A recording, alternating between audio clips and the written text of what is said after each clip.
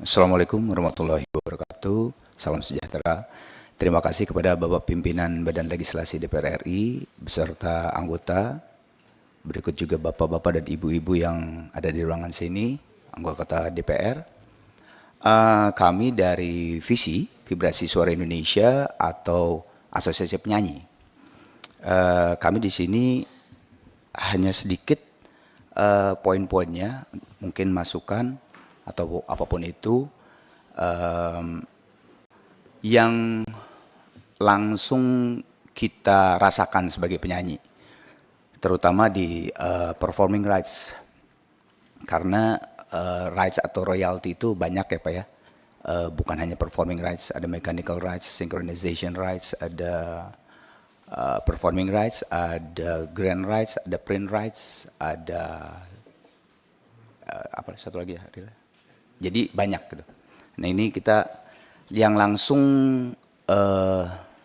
kita para penyanyi yang memang terlibat langsung di lapangan. Jadi poin pertama, sejauh ini perbaikan tata kelola yang dilakukan oleh LMKN baru Pak, kan LMKN sudah baru ya Pak ya, kepengurusannya kalau tidak salah 2 bulan yang lalu, itu sudah mulai terlihat Pak. Kita akui sudah mulai terlihat, data-data lagu dari beberapa LMK sudah masuk. Kalau tidak salah, salah satu komisioner LMKN yang baru, sekitar 2 bulan yang lalu tuh akhirnya Pak mendapatkan data lagu yang memang dari dulu itu gitu, yang dikejar, itu sudah sekitar 2 bulan yang lalu sudah sekitar 500.000 katanya data lagunya. Jadi insya Allah sekarang mungkin udah nambah lagi. Itu sudah terlihat, tapi yang kita tekankan, proses menuju digitalisasi harus lebih dipercepat begitu, karena itu sangat penting sekali untuk era sekarang yang sudah memang bisa dilakukan, tidak seperti zaman dahulu.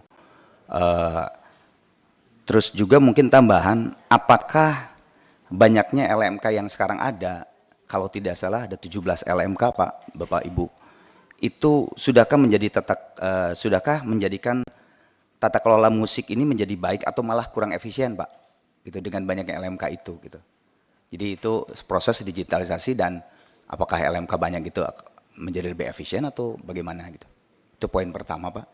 Poin kedua, nah di sini Pak, kami sudah sempat bertanya ke MK, terus juga sudah dijawab ya oleh wakil dari pemerintah ditunjuk DJKI, wakil dari DPR waktu itu yang ke MK dari DPR Pak Nyoman kalau tidak salah.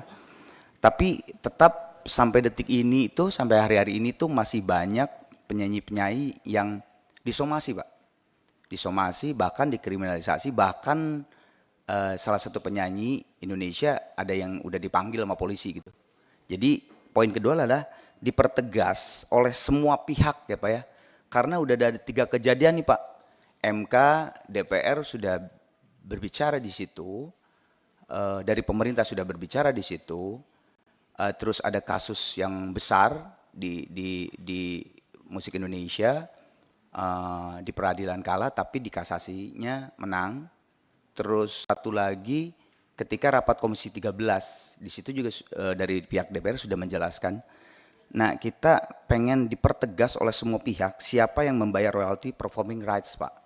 Karena sampai detik ini masih saja penyanyi-penyanyi yang kami tahu visi adalah penyanyi-penyanyi yang kita kenal Pak. Yang punya karya besar, yang memang secara image dia bagus gitu ya, besar. Kita tidak tahu penyanyi-penyanyi di daerah Pak dikriminalisasi. Jadi mohon dipertegas oleh semua pihak siapa yang membayar royalti performing rights itu gitu. Karena yang kami tahu di seluruh dunia tidak ada penyanyi yang membayar Pak. Yang membayar itu adalah penyelenggara gitu. Yang ketiga, ini masalah performing rights lagi, terutama termasuk konser performing rights ada beberapa, termasuk di konser izin tidak langsung Pak. Bukan tidak izin atau tidak bayar Pak. Ini hubungannya dengan pasal 23 ayat 5 Pak. pasal 23 ayat 5 di Undang-Undang Revisi di Undang-Undang Hak Cipta, itu kan setiap orang dapat melakukan penggunaan secara komersial ciptaan dalam suatu pertunjukan tanpa meminta izin terlebih dahulu kepada pencipta dengan membayar imbalan kepada pencipta melalui lembaga manajemen kolektif atau LMK. Jadi izin tidak langsung itu yang kami tekankan. Kenapa? Karena performing rights itu unik Pak, beda dengan rights yang lain. Kalau kayak mechanical yang tadi saya sebut synchronization itu kan memang harus. Kenapa unik? Karena performing rights itu bisa terjadi ketika kita sekarang di ruangan Badan Legislasi DPR RI, lagunya Mama Ina misalnya, Mbak Vina Pangunata, Burung Camar, itu bisa masif pada saat ini juga dari Sabang sampai mereka, ada yang bawain, ada yang nyanyiin, ada yang karaoke, terus juga berulang-ulang, terus juga dalam waktu bersamaan Pak. Jadi disitulah kenapa performing rights berbeda dengan rights yang lain. Karena memang itu tadi sifatnya gitu, beda dengan mechanical dan sebagainya. Dari saya cukup segitu Pak. Saya Arman sebagai Ketua Visi, mungkin ada tambahan dari Wakil Ketua saya Ariel.